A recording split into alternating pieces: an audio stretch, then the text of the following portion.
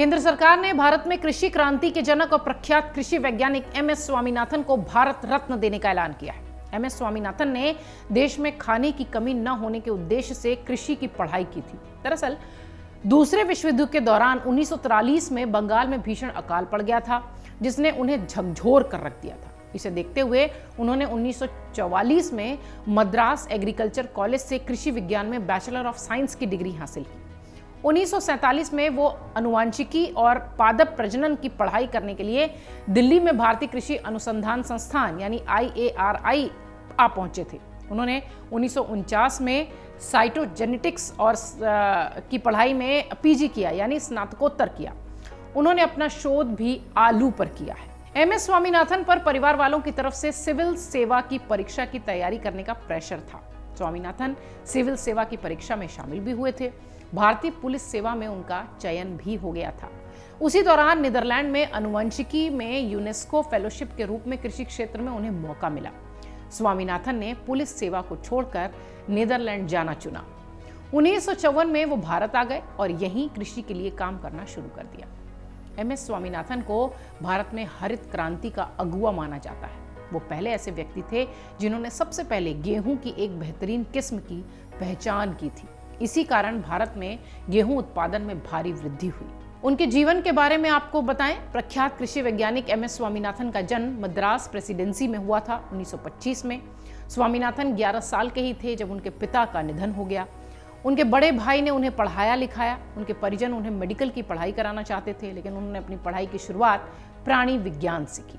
देश को अकाल से उबारने और किसानों को मजबूत बनाने वाली नीति बनाने में उन्होंने अहम योगदान निभाया था। उनकी अध्यक्षता में स्वामीनाथन आयोग भी बनाया गया था, जिसने किसानों की जिंदगी को सुधारने के लिए कई अहम सिफारिशें थी।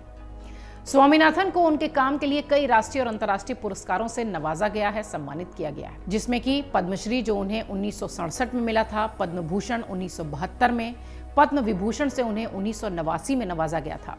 मैग्सेसे पुरस्कार से भी वो सम्मानित थे जो उन्हें 1971 में मिला था, और विश्व खाद्य पुरस्कार उन्हें 1987 में दिया गया था। इसके अलावा और बहुत सारे महत्वपूर्ण पुरस्कार उनके नाम थे।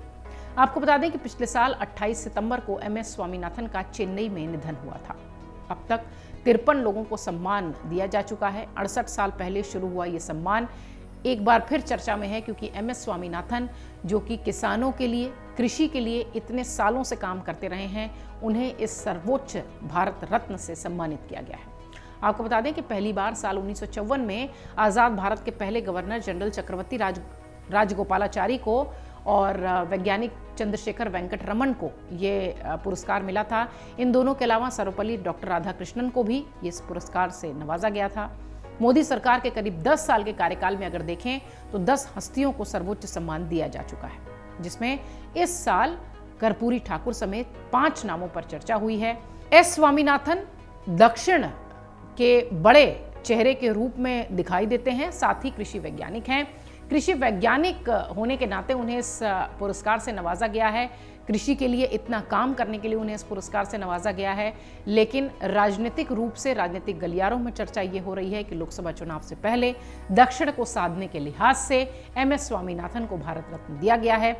ये सारे जो पुरस्कार होते हैं, ये जो सरकारें पुरस्कार देती हैं, ये उनके काम को सराहने के लिए तो देती ही हैं, लेकिन चूंकि चुनावी मौसम है इसलिए उससे पहले इस तरह की चर्चा होना लाजमी है, और एमएस स्वामीनाथन को लेकर भी कुछ ऐसी ही चर्चा हो रही है। अगर आप ये वीडियो YouTube पर देख रहे हैं तो हमारे चैनल को सब्सक्राइब करें और बेल आइकन को दबाना ना भूलें। अगर आप Facebook पर ये वीडियो देख रहे हैं तो हमारे पेज को लाइक करें।